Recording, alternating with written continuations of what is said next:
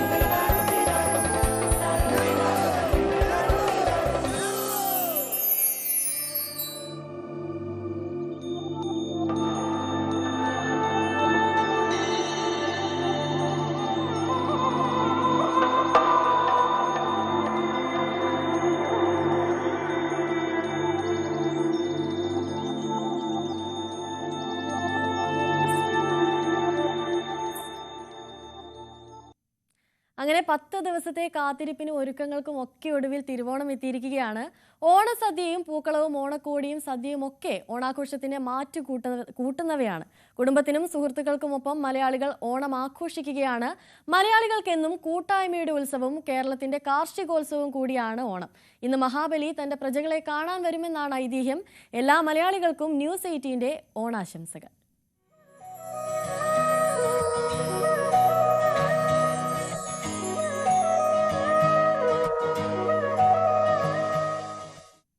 തിരുവോണനാളിൽ ആറന്മുള പാർത്ഥസാരഥിക്ക് ഓണസദ്യയ്ക്കുള്ള വിഭവങ്ങളുമായി മാങ്ങാട്ട് ഭട്ടതിരിയുടെ നേതൃത്വത്തിൽ തിരുവോണത്തോണി ആറന്മുളയിൽ എത്തിച്ചേർന്നിരിക്കുകയാണ്. പുലർച്ചെ 5-ന് ആറന്മുള ക്ഷേത്രക്കടവിൽ എത്തിച്ചേർന്ന തിരുവോണത്തോണിയെ ക്ഷേത്രം ഭാരവാഹികളും പള്ളിയോട സേവാസംഘം പ്രവർത്തകരും ചേർന്നാണ് സ്വീകരിച്ചത്. ക്ഷേത്രത്തിലേക്ക് അവരെ ആനയിക്കുകയും ചെയ്തു. കഴിഞ്ഞ ദിവസമാണ് കാട്ടൂർ മഹാവിഷ്ണു ക്ഷേത്രത്തിൽ നിന്നും മാങ്ങാട്ട് ഭട്ടതിരിയുമായി ഓണസദ്യക്കുള്ള വിഭവങ്ങളുമായി തിരുവോണത്തോണി ആറന്മുളയിലേക്ക് പുറപ്പെട്ടത്. വിവരങ്ങളുമായി ശശിനാരായണൻ ചേരുന്നുണ്ട്. ശശിനാരായണൻ, തിരുവോണ സദ്യക്കായുള്ള ഒരുക്കങ്ങളൊക്കെ ആരംഭിച്ചോ? ആറന്മുളയിലെ ഓണാഘോഷ പരിപാടികൾക്കൊക്കെ എങ്ങനെയാണ് ഒരുക്കങ്ങൾ? ആദ്യം തന്നെ ഒരു ഓണാശംസ അറിയിക്കുകയാണ്. തിരുവോണ നാളിൽ വലിയ രീതിയിലുള്ള ഒരുക്കങ്ങളാണ് ആറന്മുള പാർത്ഥസാരഥി ക്ഷേത്രത്തിലുള്ളത്. എന്തായാലും തിരുവോണ സദ്യക്ക് ആറന്മുള പാർത്ഥസാരഥി ക്ഷേത്രത്തിലെ തിരുവോണ സദ്യക്കുള്ള ഓണ വിഭവങ്ങളുമായി മാങ്ങാട്ട് ഭട്ടതിരിയുടെ നേതൃത്വത്തിലുള്ള സംഘം തിരുവോണത്തോണിയിൽ പുലർച്ചെ 5 മണിക്കാണ് ആറന്മുള ക്ഷേത്രക്കടവിൽ എത്തിച്ചേർന്നത്. പള്ളിയോടങ്ങളുടെ അകമ്പടിയോടുകൂടിയാണ് ഈ തിരുവോണത്തോണി ഓണ വിഭവങ്ങളുമായി എത്തിച്ചേർന്നത്. തുടർന്ന് പള്ളിയോട സേവാ സംഘം ഭാരവാഹികളും കരക്കാരും ചേർന്ന് തിരുവോണത്തോണിയെ ആചാരപൂർവ്വം വഞ്ചിപ്പാട്ടിന്റെ അകമ്പടിയോടുകൂടി ക്ഷേത്രത്തിലേക്ക് അയച്ചു. ഓണവിഭവങ്ങൾ കരക്കാർ തന്നെയാണ് ക്ഷേത്രത്തിൽ എത്തിച്ചത്. എന്തായാലും മാങ്ങാട്ട് ഭട്ടതിരി ഈ തിരുവോണത്തോണിയിൽ എത്തിച്ച ഭദ്രദീപം ക്ഷേത്രത്തിലെ കടാവിളക്കിലേക്ക് പകർന്നു. എന്തായാലും ഈ ചടങ്ങുകൾ കഥയോടുകൂടി തുടക്കമായി. ഓണസദ്യയും മറ്റു കാര്യങ്ങളൊക്കെ അതിനുശേഷമാണ് കരക്കാരെ വീടുകളിൽ പോയി ആഘോഷിക്കുക. പ്രധാനമായും ആറന്മുളയെ സംബന്ധിച്ച്, കരക്കാരെ സംബന്ധിച്ച്, പള്ളിയോണ സേവാ സംഘത്തെ സംബന്ധിച്ചും തിരുവോണം എന്ന് പറയുന്നത് ഈ തിരുവോണത്തോണിയെ സ്വീകരിക്കുക, അതിനുശേഷം ക്ഷേത്രത്തിന്റെ ചടങ്ങുകൾ നടക്കുക, അതിനുശേഷമായിരിക്കും ഓണസദ്യക്കുള്ള കാര്യങ്ങളിലേക്ക് ആ പ്രദേശത്തുള്ള ആറന്മുളയിൽ താമസിക്കുന്ന കരക്കാർ 52 പള്ളിയോണ സേവാ സംഘം പ്രവർത്തകരുടെ പ്രധാന ചടങ്ങുകൾ. എന്തായാലും പുലർച്ചെ എത്തിയ ഈ തിരുവോണത്തോണിയെ ആചാരപൂർവ്വം സ്വീകരിച്ചു. എന്തായാലും അതിനുശേഷമാണ് ക്ഷേത്രത്തിലെ സദ്യ നടക്കുക. ഈ ഓണവിഭവങ്ങൾ മാങ്ങാട്ട് ഭട്ടതിരി കൊണ്ടുവന്ന ഓണവിഭവങ്ങൾ ഉപയോഗിച്ചാണെന്ന് ആറന്മുള ക്ഷേത്രത്തിലെ സദ്യ നടക്കുക. വൈകിട്ട് അത്താഴ പൂജയ്ക്ക് ശേഷം മാങ്ങാട്ട് ഭട്ടതിരി കിഴി ക്ഷേത്രത്തിൽ സമർപ്പിച്ച് തിരികെ മടങ്ങുന്നതോടുകൂടിയാണ് ഈ ചടങ്ങുകൾ പൂർത്തിയാകുക. എന്തായാലും വഞ്ചിപ്പാട്ടും അതുപോലെ തന്നെ ആറന്മുളയിലും പൈതൃകങ്ങളും എല്ലാം ചേർന്ന ഒരു ഓണാഘോഷമാണ് ആറന്മുളയ്ക്കുള്ളത്. കരക്കാരും പ്രദേശവാസികളും പള്ളിയോട സേവാ സംഘം പ്രവർത്തകരും ആവേശത്തിലാണ്. വലിയ രീതിയിലുള്ള ഓണാഘോഷ പരിപാടികളും ഇന്ന്.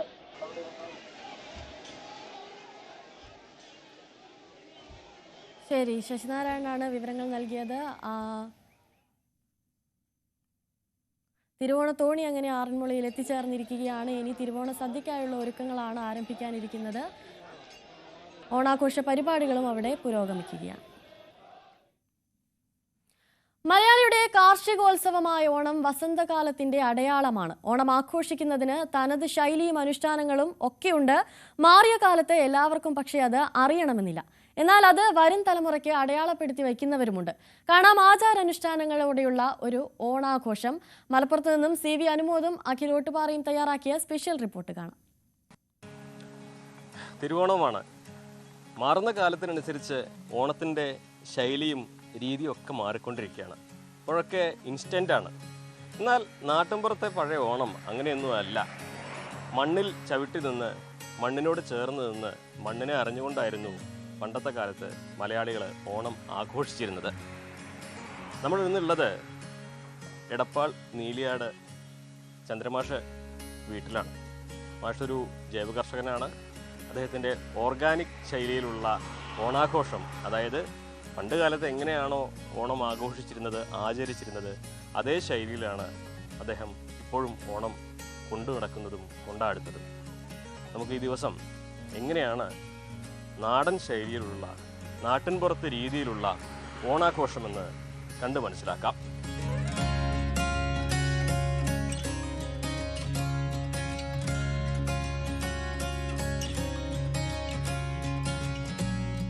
അങ്ങനെ ഒരു ഓണം കൂടി സമാഗതമായിരിക്കുകയാണ്. മലയാളിയുടെ ഏറ്റവും ഉർവരമായ ആഘോഷം ഏതാണെന്ന് ചോദിച്ചാൽ ഒട്ടും ആലോചിക്കാൻ നമുക്ക് പറയാൻ പറ്റുന്നതാണ് ഓണം. മണ്ണും മനുഷ്യനും പ്രകൃതിയും പൂക്കളും മലകളും ഒക്കെ കൂടി ഒന്നിച്ച് ചേർന്ന് എല്ലാവരും ഒറ്റ മനസ്സായി ആഘോഷിച്ചിരുന്ന വളരെ മഹത്തരമായൊരു ഓണത്തിൻ്റെ ഈടുവെപ്പുകളാണ് നമ്മളിപ്പോൾ കാണുന്നത്. ഓണത്തിൻ്റെ ഏറ്റവും പ്രധാന ചടങ്ങ് എന്താ അറിയോ? മാതേവര വയ്ക്കലാണ്. മാതേവര് പറഞ്ഞാൽ ഇതാണ്. തൃക്കാക്കരപ്പള്ളിയിലെ മാതേവരനെ നമുക്ക് അവിടെ പോയി കാണാൻ കഴിയാത്തതുകൊണ്ട് ഓണത്തിന് അദ്ദേഹത്തിന് നമ്മുടെ ഓരോരുത്തരും ഉമ്മർത്ത് വെച്ചിട്ട് അദ്ദേഹത്തെ വണങ്ങുകയും പ്രാർത്ഥിക്കുകയും അടുത്ത വർഷവും നന്മയും അതുപോലെ സമൃദ്ധിയും ഉണ്ടാവണമേ എന്നുള്ള പ്രാർത്ഥനയാണ് ഓണം. എല്ലാം പ്രാർത്ഥനകളാണ്. മനുഷ്യൻ മണ്ണാണ്. നമ്മൾ മണ്ണിൽ നിന്ന് വരുന്നു, മണ്ണിലേക്ക് പോകുന്നു. മനുഷ്യ നീ മണ്ണാകുന്നു എന്ന് പറയും. അങ്ങനെയുള്ള മണ്ണ് കൊണ്ട് മാതേവരുണ്ടാക്കി. നമുക്ക് ഈ മണ്ണിൻ്റെ പ്രത്യേകത കണ്ടു. നിങ്ങൾ ഒട്ടുമില്ലാതെ അത് പുറ്റുമണ്ണാണ്. ഇതിനെന്താ വന്ന് പറയേണ്ടോ? പുറ്റുമണ്ണാണ്. ഇതിന് കല്ലില്ല, വേറൊന്നുമില്ല, പുറ്റുമണ്ണാണ്. ഇതാണ് ഉപയോഗിക്കുന്നത്. ഈ പുറ്റുമണ്ണ് ഉപയോഗിച്ചാണ് സാധാരണ മാതേവരുണ്ടാക്കുക. പ്രത്യേകത എന്താ വെച്ചെങ്കിൽ ഇത് എങ്ങനെ വേണമെങ്കിൽ വഴങ്ങും. നമുക്ക് എങ്ങനെ ഉരുളേക്കാം, നീട്ടാം, പരത്താം ഒക്കെ ചെയ്യാം. കേൾക്കണ്ടല്ലോ. ഇപ്പം മാതേവരൊക്കെ അങ്ങാടിയിൽ കിട്ടും, മരം കൊണ്ടുള്ള മാതേവര്. പക്ഷെ ഒരിക്കലും അത് മണ്ണ് കൊണ്ടുണ്ടാക്കണം മാതേവരെ എടുത്തെത്തില്ല. കാരണം മണ്ണിലാണ് നമ്മുടെ എല്ലാം. മണ്ണിലാണ് പൂക്കൾ വിരിയുന്നത്. മണ്ണില്ലെങ്കിൽ നമ്മളില്ല. ഭക്ഷണം വിരിയുന്നത്, പൂക്കൾ വിരിയുന്നത്. അപ്പോൾ നമ്മുടെ മാതേവര് മണ്ണുമായിട്ട് ചേർന്ന് നിൽക്കുന്നു. അപ്പോൾ അതുകൊണ്ട് മാതേവരുണ്ടാക്കുക. നോക്കുക, നമ്മൾ സാധാരണ ഒരു 5 മാതേവരെയാണ് നടുവിൽ പ്രതിഷ്ഠിക്കുക. ഒന്നിനെ പടിക്കൽ വയ്ക്കും, ഒന്നിനെ കിണറ്റുകരയിൽ വയ്ക്കും. അതിൻ്റെ അർത്ഥം ഇവിടെയൊക്കെ നമ്മുടെ കിണറ്റുകരയിൽ നിന്നാണ് വെള്ളം, പഠിക്കുന്നതാണ് സമൃദ്ധി വരുന്നത്. അവിടെയൊക്കെ നമ്മൾ ഇത്തരം മാതേവരുടെ സങ്കല്പം കൊണ്ട് നിറയ്ക്കലാണ്. നമ്മുടെ മനസ്സിൽ എല്ലാം കൊണ്ടും വളരെ അനുകൂലമായ എനർജി കിട്ടുന്ന നല്ലൊരു കാലമായിട്ട് നമ്മൾ ഓണം ആഘോഷിക്കണം. മാതേവരെ ഉണ്ടാക്കാം. കണ്ടുവാ നിങ്ങൾ ഇങ്ങനെ മാതേവരെ ഉണ്ടാക്കി റെഡിയാക്കിയിട്ട് നമ്മൾ ആദ്യത്തെ 5 എണ്ണം നമുക്ക് നടുവിൽ വെക്കാനുള്ളതാണ്.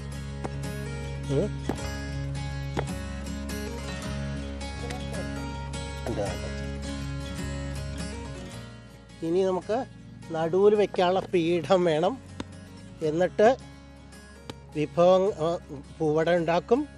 അതുപോലെ പൂക്കളറുത്തിട്ടുള്ള സംഭവങ്ങളൊക്കെ വെച്ച് ഇതിൻ്റെ മീലെ പൂക്കളൊക്കെ കുത്തി അതിനു മുമ്പ് അണിഞ്ഞ് നാക്കിൽ വെച്ച് അണിഞ്ഞ് നമ്മൾ തൃക്കാക്കരപ്പനെ പ്രതിഷ്ഠിച്ചാൽ ഓണം വന്നു എന്നാണ് സാരം. മനസ്സിലായില്ലേ? ഇത് ആണ് നമ്മുടെ പ്രതീക്ഷ. ഈ കൊല്ലത്തെ ഓണം കഴിയുമ്പോഴും നമ്മൾ ഇനി അടുത്ത കൊല്ലത്തെ ഓണത്തിന് വേണ്ടി കാത്തിരിക്കും. അങ്ങനെ ഈ കാത്തിരിപ്പാണ് നമ്മുടെ മനുഷ്യൻ്റെ ഏറ്റവും വലിയ പ്രതീക്ഷയും പ്രത്യാശയൊക്കെ. മനസ്സിലായില്ലേ? അപ്പോൾ ഇതാണ് മാതേവർ. നമ്മളിപ്പോൾ 5 എണ്ണം 2, 4, 6 എണ്ണം ഉണ്ടാക്കി 5 എണ്ണം നമുക്ക് ഉമ്മർത്ത് വയ്ക്കാനാണ്.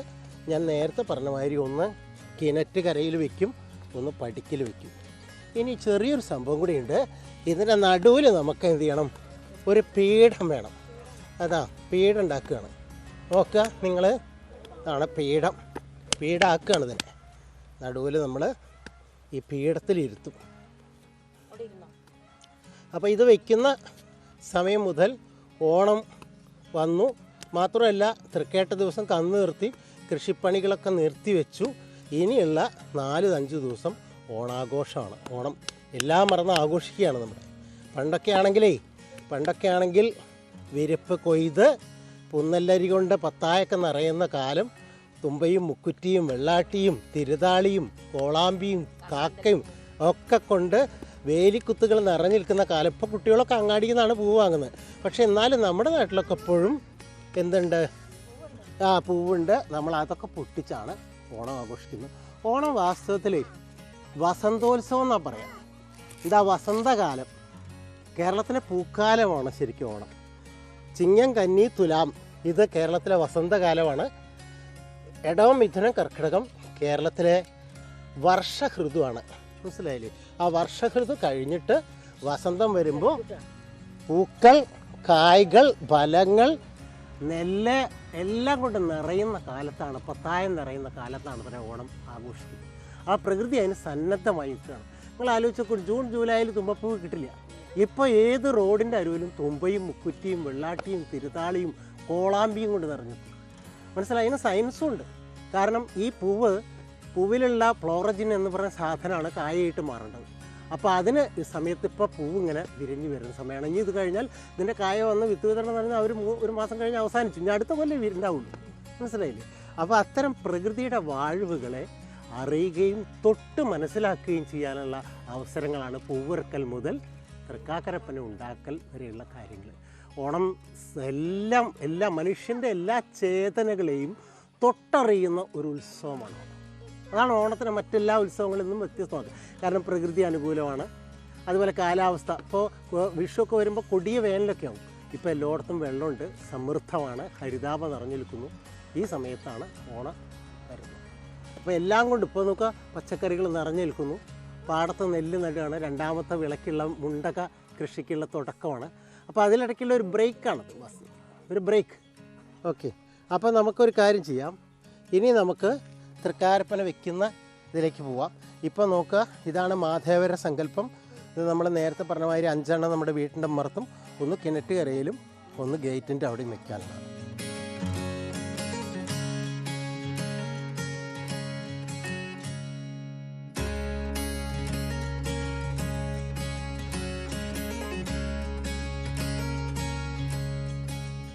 നോക്കൂ, നിങ്ങൾ ആലോചിച്ച് നോക്കുക, നമ്മളെ വസന്തകാലത്തിൻ്റെ ഉത്സവമാണ് ഓണം എന്ന് പറഞ്ഞല്ലോ. വസന്തകാലം പ്രകൃതിയാണ് വെളിയിക്കുന്നത്. അപ്പോൾ പൂക്കൾ നിറഞ്ഞു നിൽക്കുകയാണ്. ഇങ്ങനെ പൂക്കളെ അറുത്ത് പൂക്കളം വെച്ച് 10 ദിവസം പൂക്കളിട്ടാണ് നമ്മളതിൽ മാധവനെ കുടിയിരുത്തുന്നത്. മനസ്സിലായില്ലേ? അപ്പോൾ 10 ദിവസം പൂക്കളിടുന്നതിനെ കുറിച്ചൊക്കെ ഭയങ്കര സാമ്പ്രദായമായ അറിവുകളുണ്ട്. ആദ്യത്തെ ദിവസം ഒരു വരി പൂവാടുക, അത് തുമ്പ് കൊണ്ട് ഇടണതാണ്. ഇത് കേരളത്തിൻ്റെ പല ഭാഗത്തും പല മാതിരിയാണ്. പക്ഷേ മധ്യ കേരളത്തിൽ അങ്ങനെ തന്നെയായിരുന്നു. പിന്നെ രണ്ടാമത്തെ ദിവസം 2 വരി എന്ന് പറയും. മൂന്നാമത്തെ ദിവസം 3 വരി ഒരു നിറമുള്ള പൂട.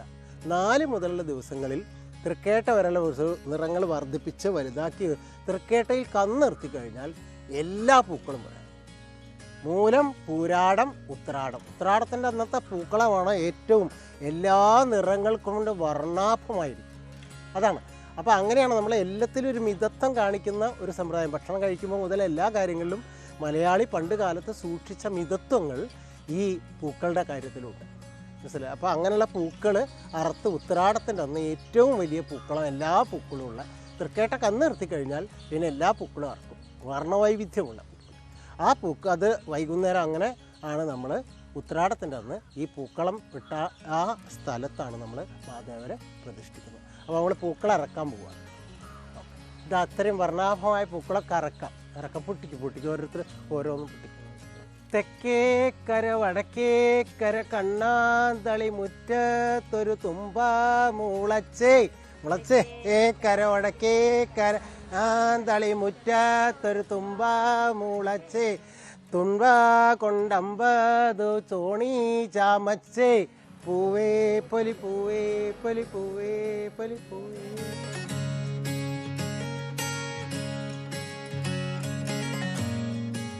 പത്ത് ദിവസം ഓണപ്പൂക്കളം ഒരുക്കിയ സ്ഥലത്ത് നമ്മൾ മാധേവരെ പ്രതിഷ്ഠിക്കാൻ പോവുകയാണ്. പ്രതിഷ്ഠിച്ച് കഴിഞ്ഞാൽ ഓണത്തിൻ്റെ ആഘോഷം തുടങ്ങായി. മനസ്സിലായില്ലേ?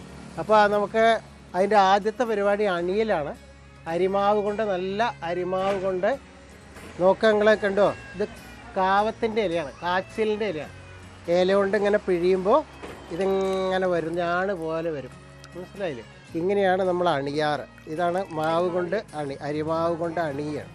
കാണിക്കുക, ഈ ഇല കാവത്തിൻ്റെ ഇലയാണ് നമ്മൾ ഇങ്ങനെ നല്ല കൊഴുപ്പിലിങ്ങനെ നന്നായിട്ട് അണിയാൻ പറ്റും. അപ്പോൾ ഇനിയിപ്പോൾ നമ്മളൊന്ന് അണിഞ്ഞു നോക്കുകയാണ്.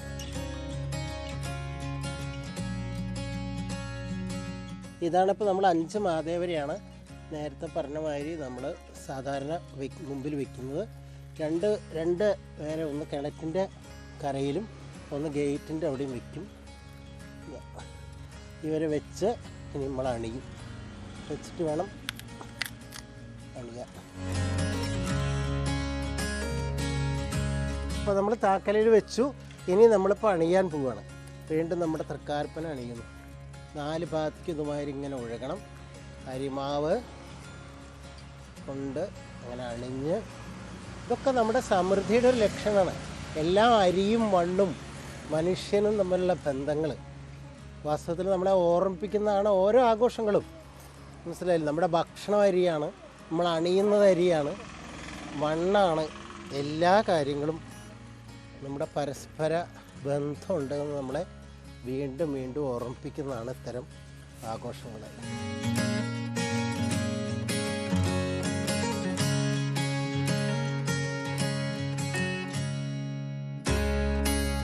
ഇതിലെല്ലാ പൂവുകളും ഉപയോഗിക്കാറുണ്ട്. അതിൽ വെള്ളം നിറച്ചിട്ട് അതിൻ്റെ മീതെ 2 പൂവ്. അപ്പോൾ നമ്മൾ പൂജിക്കുകയാണ്. തിരി കൊണ്ട്, പൂ കൊണ്ട്, വെള്ളം കൊണ്ട് ശുദ്ധീകരിച്ചു. പൂവും വെള്ളവും കൊടുത്തു. പിന്നെ അതിന് ശേഷം തിരി കൊണ്ട്, അതുപോലെ തന്നെ പഴം കൊണ്ട്, ശർക്കര കൊണ്ട്, അതുപോലെ പിന്നെ പൂവട കൊണ്ടാണ് ഇരിക്കുക. ഒക്കെ നമ്മുടെ ഭക്ഷണ സങ്കല്പങ്ങളും പ്രകൃതിയായിട്ടുള്ള സങ്കല്പങ്ങളും കൂടി ഇഴചേർന്ന് കിടക്കുന്നു. ഇന്ന് മുതൽ ഓണം തുടങ്ങുക. ഓണത്തിൻ്റെ മറ്റ് കാർഷിക വൃത്തികളൊക്കെ നിർത്തിവെച്ചുകൊണ്ട് നമ്മൾ ഈ വസന്തോത്സവത്തെ എതിരേൽക്കുക. മനസ്സിലായി? ഒരു വർഷത്തിൽ മനുഷ്യൻ്റെ എല്ലാ ചൈതന്യങ്ങളെയും ഉണർത്തിയെടുക്കുന്ന ഒരു സംഭവമാണ്. മാത്രത്തിൽ ഈ രണ്ടാമത്തെ മുണ്ടകൻ കൃഷി, ആ മുണ്ടകൻ കൃഷി ഭയങ്കര സ്ട്രെസ്സാണ്. അപ്പോൾ കന്നുകാലികൾക്കൊക്കെ ഭയങ്കര പണിയെടുത്ത് വിശ്രമം ആവശ്യമാണ് മനുഷ്യനും.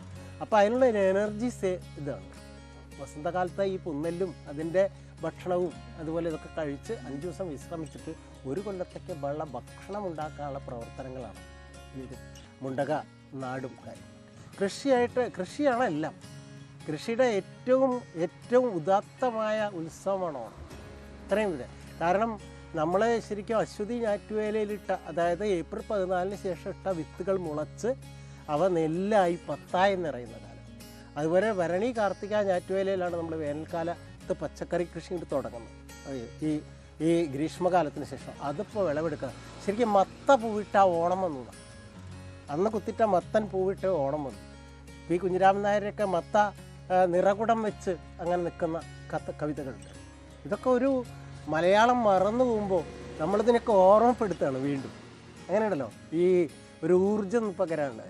അതിൻ്റെ ചുരുക്കം പറഞ്ഞാൽ പ്രകൃതിയിൽ നിന്നപ്പുറം മനുഷ്യനൊരു എൻറ്റിറ്റി ഇല്ല എന്ന് അസന്നിഗ്ധമായിട്ട് പ്രഖ്യാപിക്കുന്ന ഒരു ഉത്സവമാണ്.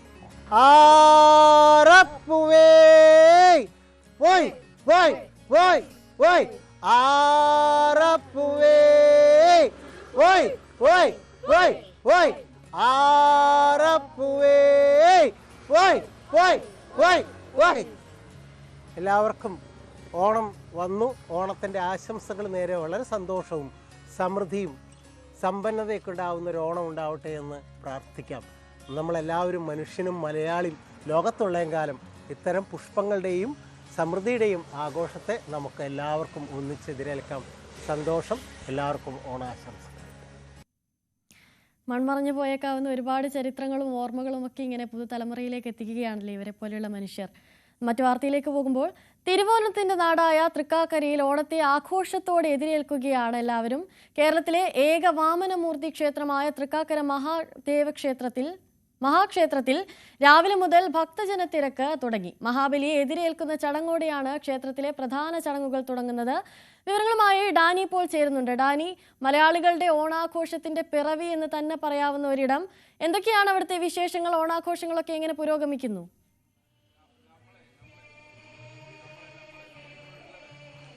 അനുശ്രീ, രാവിലെ മുതൽ തന്നെ തൃക്കാക്കര ഈ ഒരു ദേശം മുഴുവൻ ഇവിടെ തിരുവോണത്തെ എതിരേൽക്കാനായിട്ട് തയ്യാറെടുക്കുന്നു. ഈ ക്ഷേത്ര സന്നിധിയിലേക്ക് വന്നുകൊണ്ട് അവരിവിടെ നിന്ന് പ്രാർത്ഥനയോടുകൂടി കടന്നു പോകുന്നു. ഒരു വലിയ ദിവസം കാത്തിരുന്ന ഒരു വലിയ ദിവസത്തിൻ്റെ മുഴുവൻ സന്തോഷവും എല്ലാവരിലേക്കും തന്നെയുണ്ട്. വലിയ തിരക്ക് ക്ഷേത്രത്തിൽ രാവിലെ മുതൽ തന്നെ അനുഭവപ്പെടുന്നുണ്ട്. കഴിഞ്ഞ ദിവസങ്ങളിലെല്ലാം തന്നെ മഴ അതിൻ്റെ ഒരു വലിയ തടസ്സങ്ങൾ ഇതെല്ലാം തന്നെ ഉണ്ടായിരുന്നു. വിപണിയും മറ്റു കാര്യങ്ങളിലേക്കും എല്ലാം വരുമ്പോൾ ഈ ആഘോഷത്തിൻ്റെ നിറം കെടുത്തുമോ എന്നത് പോലും നമ്മളത് നോക്കിയിരുന്നു. ഇന്നലെയും നല്ല മഴ ഇവിടെ ഉണ്ടായിരുന്നു. ഇന്നും മഴ ഒഴിഞ്ഞുള്ളൊരു അന്തരീക്ഷമല്ല, എങ്കിൽ കൂടിയും നല്ല തിരക്ക്, വലിയ സന്തോഷത്തോടെ സ്നേഹത്തോടെ പരസ്പരം എല്ലാം അത്തരം സന്തോഷങ്ങൾ പങ്കുവെച്ചുകൊണ്ട് നിരവധി പേർ ഇവിടേക്ക് എത്തിച്ചേരുകയും ചെയ്യുന്നു. മഹാബലിയെ എതിരേൽക്കുക എന്ന ചടങ്ങോടുകൂടിയാണ് ഇവിടെ ഇന്നത്തെ ഒരു ഉത്സവ ആഘോഷങ്ങൾക്ക് അതിൻ്റെ ഒരു മൂർധന്യതയിലേക്ക് എത്തുന്നത്. കഴിഞ്ഞ 10 നാൾ തുടങ്ങിയ ഒരു ആഘോഷങ്ങൾ അതിൻ്റെ ഒരു മുഴുവൻ സജീവതയിലേക്ക് ഈ ദിവസങ്ങളിലേക്ക് വരുന്നു. നമുക്കൊപ്പം ക്ഷേത്ര ഉപദേശക സമിതി പ്രസിഡന്റ് ശ്രീ പ്രമോദ് കുമാർ കൂടി ചേരുന്നു.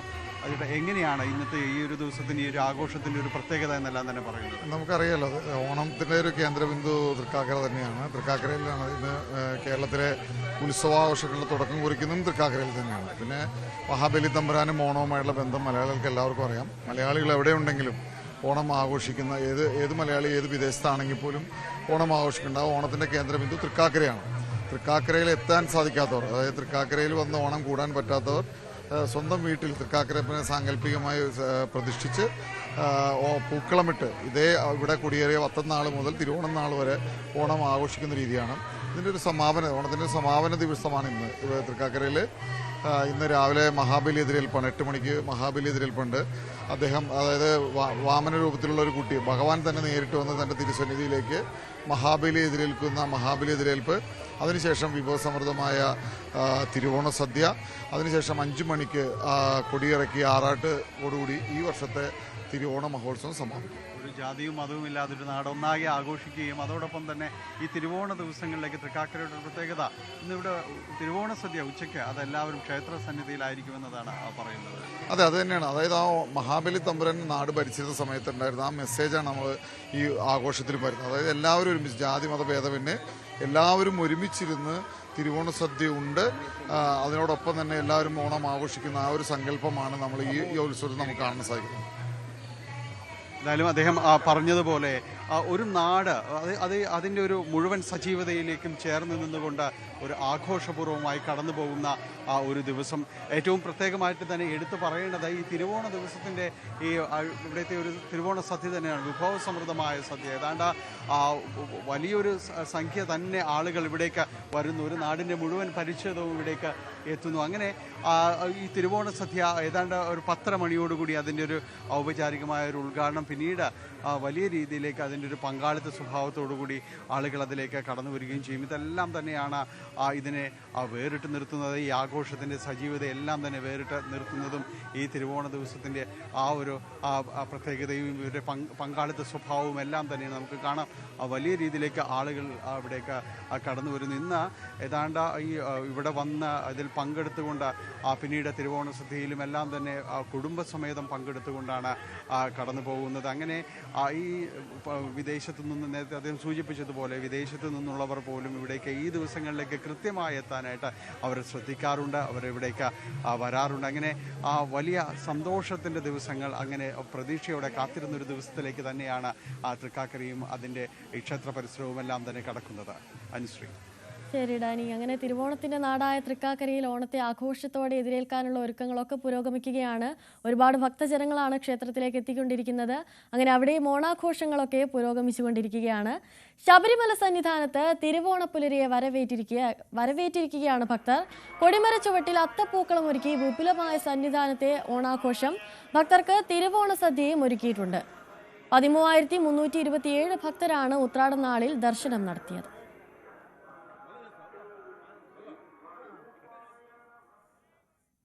ഇനിയൊരിടവേളയാണ്. ഇടവേളയ്ക്ക് ശേഷം മടങ്ങിയെത്താം.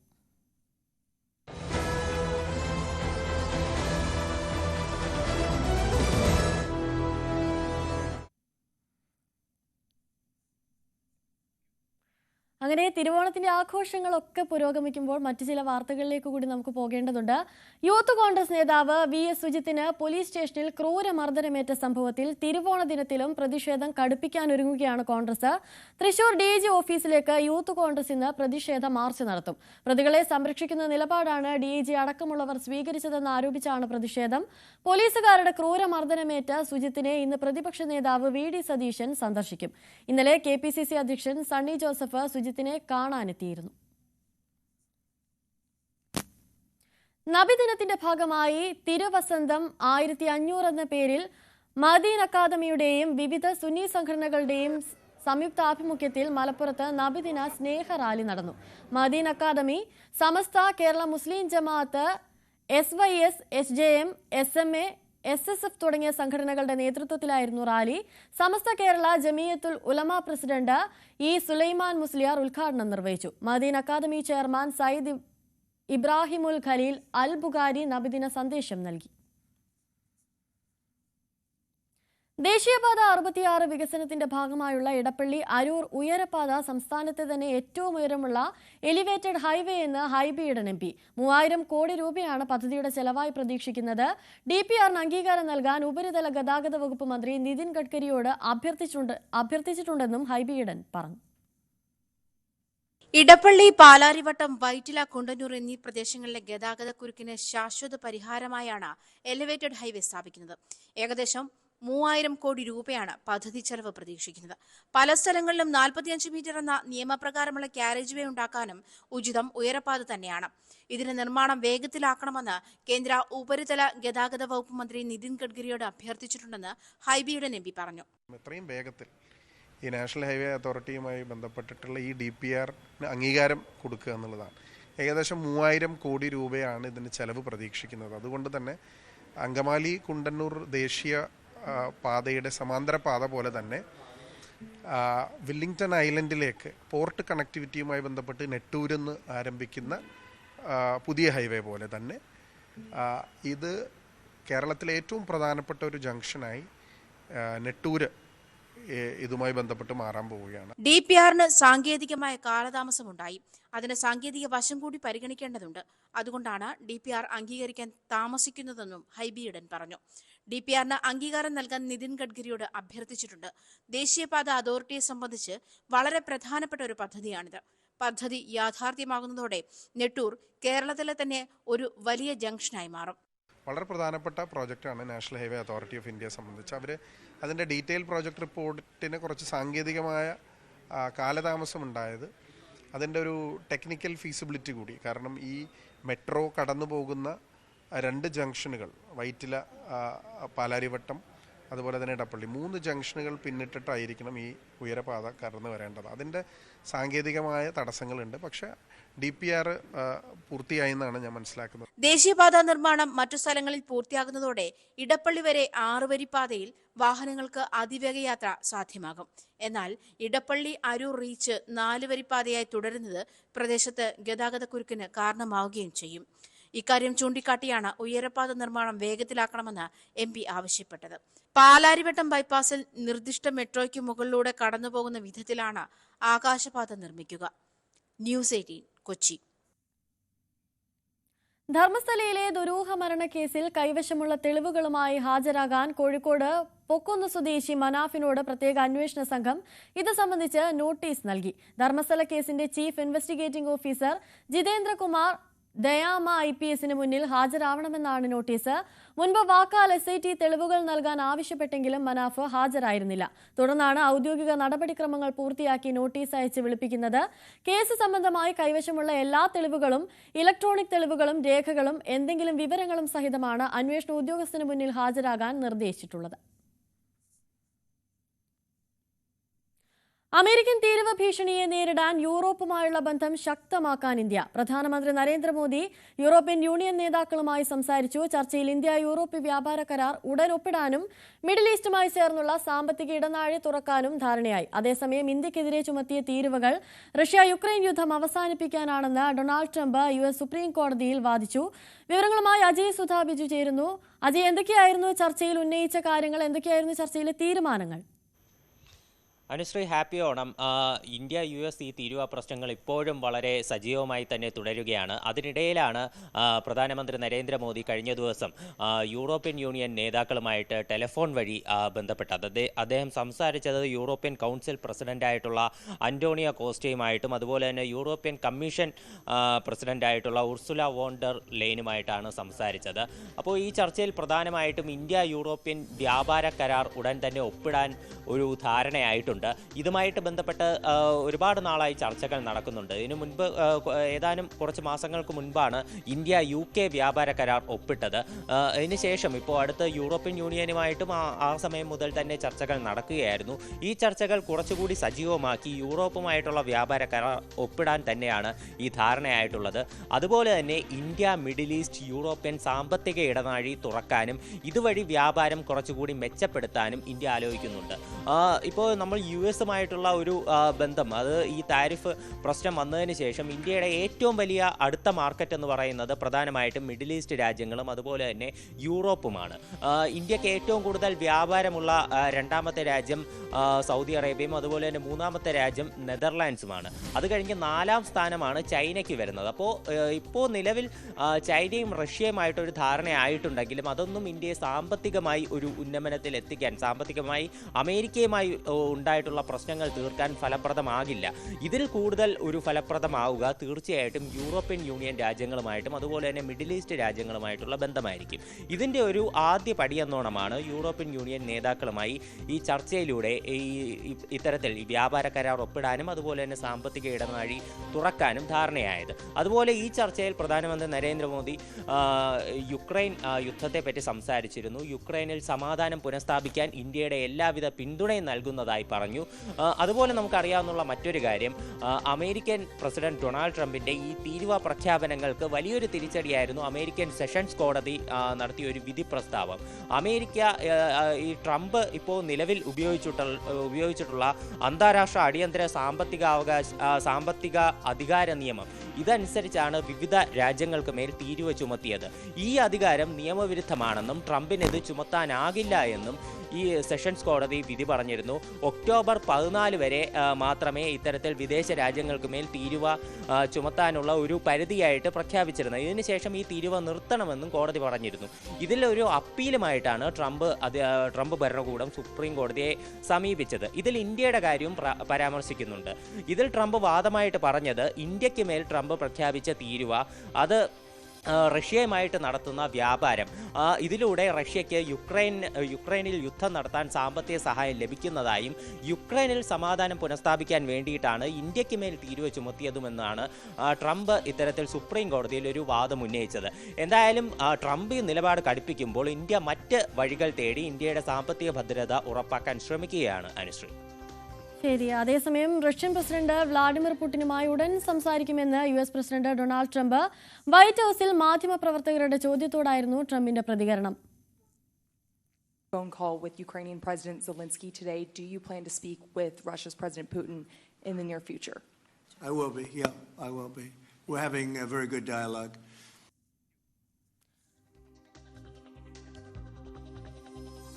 നേരത്തെ യുക്രൈൻ പ്രസിഡന്റ് സെലൻസ്കിയുമായി ഡൊണാൾഡ് ട്രംപ് ഫോണിൽ സംസാരിച്ചിരുന്നു. റഷ്യ യുക്രൈൻ യുദ്ധം വേഗം അവസാനിപ്പിക്കാൻ കഴിയുമെന്നായിരുന്നു പ്രതീക്ഷ. എന്നാൽ കാര്യങ്ങൾ കഠിനമാണെന്നും ട്രംപ് പറഞ്ഞു. എന്നാൽ സമാധാന ചർച്ചകൾക്ക് മോസ്കോയിലേക്കുള്ള പുടിന്റെ ക്ഷണം സെലൻസ്കി വീണ്ടും തള്ളി. ഷാങ്ഹായ് ഉച്ചകോടിക്കിടയിലും മോസ്കോയിലേക്കുള്ള ക്ഷണം പുടിൻ ആവർത്തിച്ചിരുന്നു. വിവരങ്ങളുമായി അജയ് സുധാബിജു തന്നെ ചേരുന്നുണ്ട്. അജയ്, യുദ്ധം അവസാനിപ്പിക്കാനുള്ള ചർച്ച ഏത് രീതിയിലായിരിക്കും പുരോഗമിക്കുക? എന്തൊക്കെയാണ് ലഭിക്കുന്ന വിവരങ്ങൾ? അനുശ്രീ, ഷാങ്ഹായ് ഉച്ചകോടി കഴിഞ്ഞതിന് ശേഷം US പ്രസിഡന്റ് ഡൊണാൾഡ് ട്രംപിനെ രൂക്ഷമായി വിമർശിച്ച് പുടിൻ രംഗത്തെത്തിയിരുന്നു. ഇതിൽ പുടിൻ പറഞ്ഞ ഒരു പ്രധാനപ്പെട്ട കാര്യം, ഇന്ത്യ ചൈന പോലെയുള്ള സൗഹൃദ രാഷ്ട്രങ്ങളോട് ഇത്തരത്തിലൊരു തീരുവ ചുമത്തുന്ന ഭീഷണിയിലൂടെയും അതുപോലെ തന്നെ മറ്റ് കാര്യങ്ങളിലൂടെയും US-ന് ഇടപെടാൻ സാധിക്കില്ല. കൊളോണിയൽ കാലഘട്ടം അവസാനിച്ചു എന്ന് US തിരിച്ചറിയേണ്ടതുണ്ട് എന്നും പുടിൻ ഒരു വിമർശനം ഉന്നയിച്ചിരുന്നു. അതിനുശേഷമാണ് ഇന്നലെ ട്രംപ് ട്രംപ് വിവിധ യൂറോപ്യൻ രാഷ്ട്ര നേതാക്കളുമായിട്ടും അതുപോലെ തന്നെ യുക്രൈൻ പ്രസിഡന്റ് വ്ളാഡിമിർ സെലൻസ്കിയുമായിട്ടും സംസാരിച്ചത്. അപ്പോൾ ഈ ചർച്ചയിൽ യുക്രൈനിൽ സമാധാനം പുനഃസ്ഥാപിക്കാനുള്ള വിവിധ കാര്യങ്ങളാണ് ചർച്ചയായത്. ഈ ചർച്ചയിൽ അദ്ദേഹം സെലൻസ്കിയുമായിട്ട് സംസാരിച്ചിരുന്നു.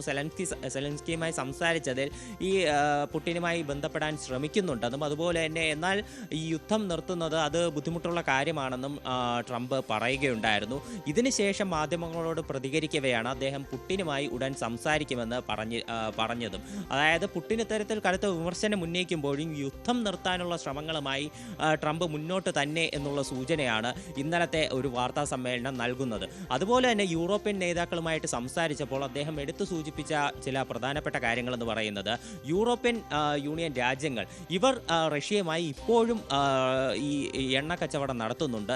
റഷ്യയിൽ നിന്ന് ക്രൂഡ് ഓയിൽ വാങ്ങുന്നത് കാരണം റഷ്യയ്ക്ക് നിലവിൽ യൂറോപ്യൻ യൂണിയൻ രാജ്യങ്ങളിൽ നിന്ന് പ്രതിവർഷം 1.1 ബില്യൺ യൂറോ സമ്പത്ത് ലഭിക്കുന്നുണ്ട്. അപ്പോൾ ഇത് യൂറോപ്യൻ യൂണിയൻ പൂർണ്ണമായിട്ട് നിർത്തലാക്കണം. അതുപോലെ തന്നെ ചൈന റഷ്യയിൽ നിന്ന് ഏറ്റവും കൂടുതൽ ക്രൂഡ് ഓയിൽ ഇറക്കുമതി ചെയ്യുന്ന രാജ്യമാണ്.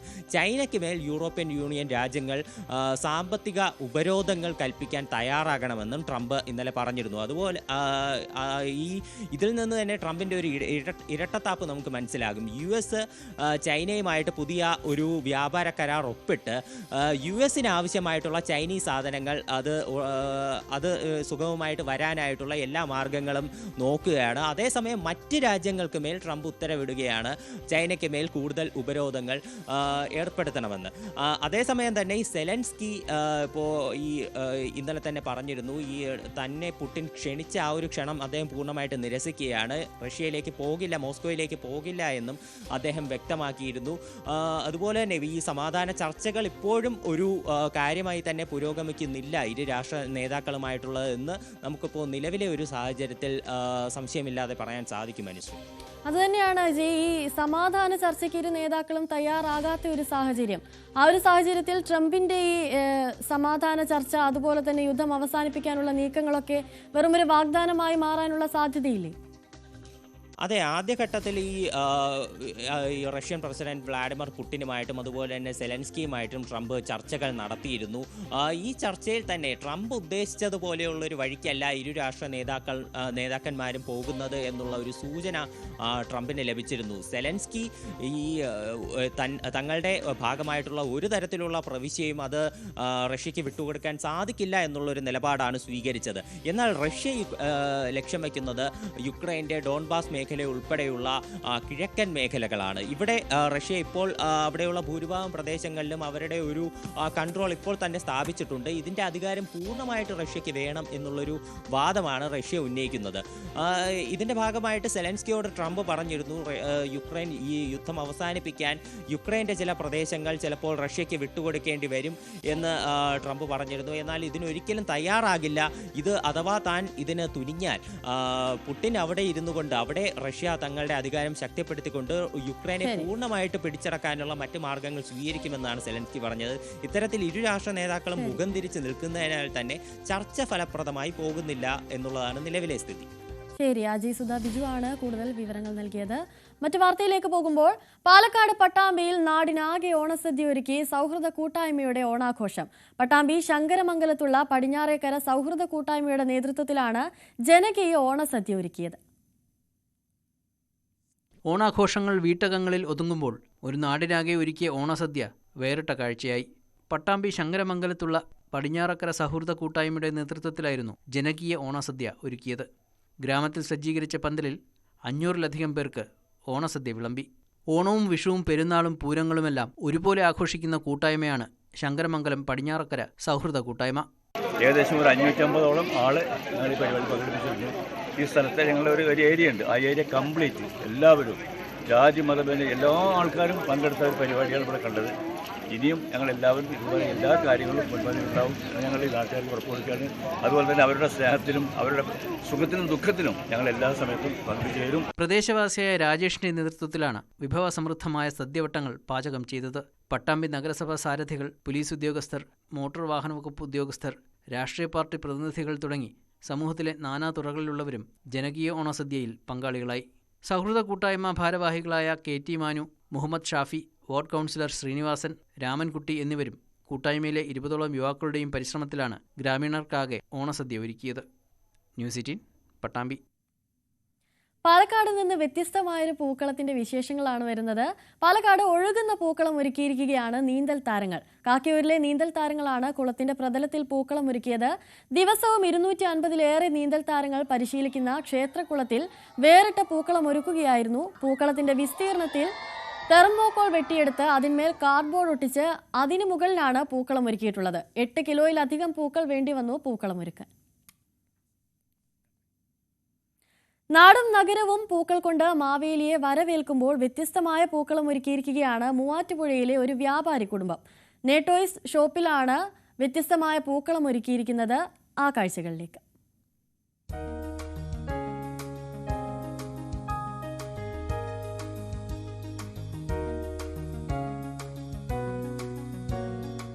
കളിപ്പാട്ടങ്ങൾ വിൽക്കുന്ന കട ആയതിനാൽ തന്നെ കളിപ്പാട്ടങ്ങൾ കൊണ്ട് പൂക്കളം നിർമ്മിച്ചാണ് സ്ഥാപനം ശ്രദ്ധയാകർഷിക്കുന്നത്.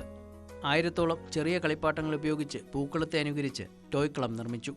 കളിപ്പാട്ടങ്ങളായ കാർ, ജീപ്പ്, മണ്ണുമാന്തി യന്ത്രം, ടിപ്പർ, ബൈക്ക്, ഓട്ടോറിക്ഷ തുടങ്ങിയവയെല്ലാം ടോയ്ക്കളത്തിൽ ഇടം പിടിച്ചിട്ടുണ്ട്. മാറ്റുകൂട്ടാൻ സ്പൈഡർമാനും പാവകളും ഒപ്പം കൂടിയതോടെ ടോയ്ക്കളം വർണ്ണാഭമായി. 4 മണിക്കൂർ കൊണ്ടാണ് ഇത്തരത്തിൽ ഒരു ടോയ്ക്കളം പൂർത്തീകരിച്ചത്. ജീവനക്കാരുടെ കൂടി സഹകരണത്തോടെയുള്ള പ്രവർത്തനമാണ് ഒരു വ്യത്യസ്തമായ പൂക്കളം ഒരുക്കാൻ സഹായിച്ചതെന്ന് സ്ഥാപനമുടമ കൂട്ടിച്ചേർത്തു. നമ്മൾ ആക്ച്വലി ഇതൊരു 6 മണിയായപ്പോൾ, രാവിലെ 6 മണിക്ക് തുടങ്ങിയതാണ്. തീർന്നപ്പോൾ 10 മണിയായി. ഏകദേശം ഒരു 4 മണിക്കൂർ കൊണ്ട് ഒരു 1000ഓളം ചെറിയ ചെറിയ വണ്ടികൾ വെച്ചിട്ടാണ് നമ്മൾ ഈ ഒരു പൂക്കളം സെറ്റ് ചെയ്തിരിക്കുന്നത്. ന്യൂസ് 18 മൂവാറ്റുപുഴ. ഇനി വ്യത്യസ്തമായ ഒരു ഓണാഘോഷത്തിന്റെ വിശേഷങ്ങളിലേക്കാണ് നമ്മൾ പോകുന്നത്. കോഴിക്കോട് തിരുവമ്പാടിയിലെ ഓണാഘോഷമാണ് വ്യത്യസ്തമായത്. വ്യാപാരികളുടെ നേതൃത്വത്തിലായിരുന്നു ഈ ഓണാഘോഷം.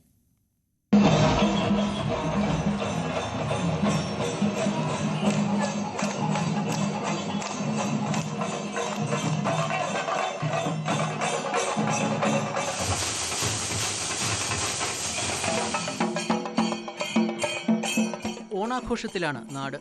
കഥകളി, തെയ്യം, പുലികളി, ചെണ്ടമേളം തുടങ്ങിയ കലാരൂപങ്ങൾക്ക് പുറമെ നിശ്ചല ദൃശ്യങ്ങളും അണിനിരത്തിയായിരുന്നു തിരുവമ്പാടിയിലെ വ്യാപാരികളുടെ ആഘോഷം. തിരുവോണം ഫെസ്റ്റ് 2025 എന്ന പേരിലായിരുന്നു മേള. വ്യാപാരി വ്യവസായി ഏകോപന സമിതി തിരുവമ്പാടി യൂണിറ്റാണ് മേളയ്ക്ക് നേതൃത്വം നൽകിയത്.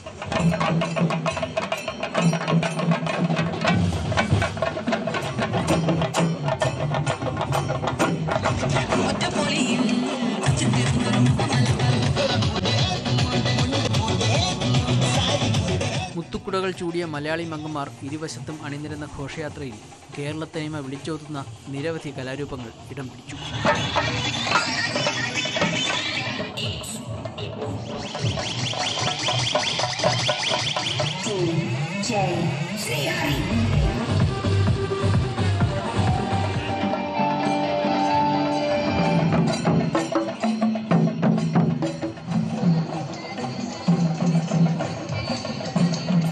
വ്യാപാരികൾ, ജനപ്രതിനിധികൾ, രാഷ്ട്രീയ സാംസ്കാരിക രംഗത്തെ പ്രമുഖർ അടക്കം ഘോഷയാത്രയിൽ പങ്കാളികളായി.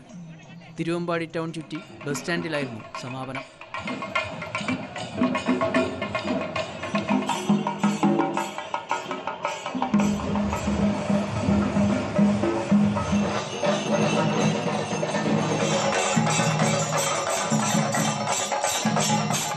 ന്യൂസ് 18 കോഴിക്കോട്. സംസ്ഥാനത്തിന്റെ അതിർത്തിക്കപ്പുറവും വിശാലമായി ഓണാഘോഷം പുരോഗമിക്കുകയാണ്. കന്യാകുമാരി ജില്ലയിലെ വിദ്യാർത്ഥികൾ സംഘടിപ്പിച്ച ഓണാഘോഷമാണ് വ്യത്യസ്തമാക്കിയത്. യന്ത്ര ആനയിൽ മാവേലി എഴുന്നള്ളിച്ചുകൊണ്ടായിരുന്നു ഓണാഘോഷങ്ങൾക്ക് തുടക്കം.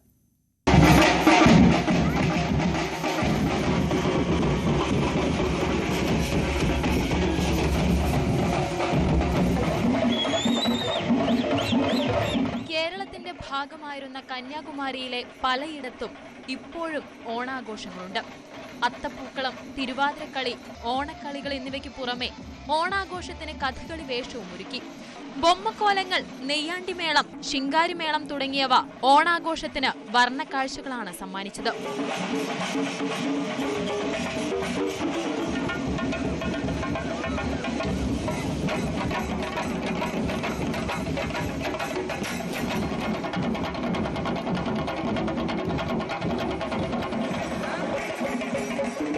കേരള, തമിഴ്നാട് തമിഴ്നാട് അതിർത്തിയിൽ കന്യാകുമാരിയിലെ ഇലവുവിളയിൽ സ്വകാര്യ എഞ്ചിനീയറിംഗ് കോളേജ് വിദ്യാർത്ഥികളാണ് ആഘോഷമൊരുക്കിയത്. കേരള, തമിഴ്നാട്, കർണാടക സ്വദേശികളായ വിദ്യാർത്ഥികൾ കേരളീയ വേഷമണിഞ്ഞാണ് എത്തിയത്.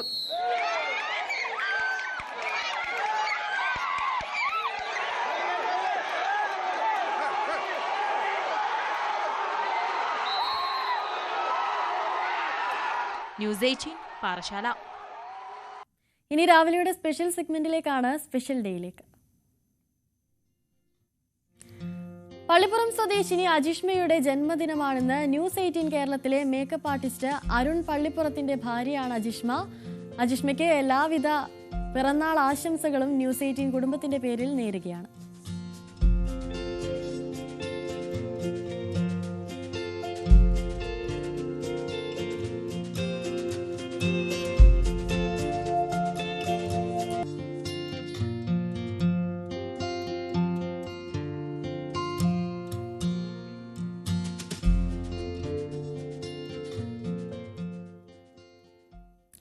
ഞങ്ങളുടെ സഹപ്രവർത്തക രശ്മി ബ്രഹ്മാനന്ദന്റെ ഭർത്താവ് അനൂപിന്റെ പിറന്നാളാണിന്ന്. രശ്മിയുടെ അനൂപേട്ടന് ഞങ്ങളുടെ എല്ലാം പിറന്നാൾ ആശംസകൾ നേരുകയാണ്. അതുപോലെ തന്നെ കോട്ടയം തലയോലപ്പറമ്പിലെ തങ്കമണിയുടെ പിറന്നാളാണിന്ന്. ആശംസകൾ അറിയിച്ചിരിക്കുന്നത് മകൾ ഗീതുവും ഭർത്താവ് ഫിലിപ്പ് തോമസും ചെറുമകൾ ലല്ലുക്കുട്ടനുമാണ്. ഇതോടെ രാവിലെയുടെ സമയം പൂർണ്ണമാവുകയാണ്. വാർത്തകളും വിശേഷങ്ങളും ഒക്കെയായി നാളെ വീണ്ടും കാണാം. നമസ്കാരം.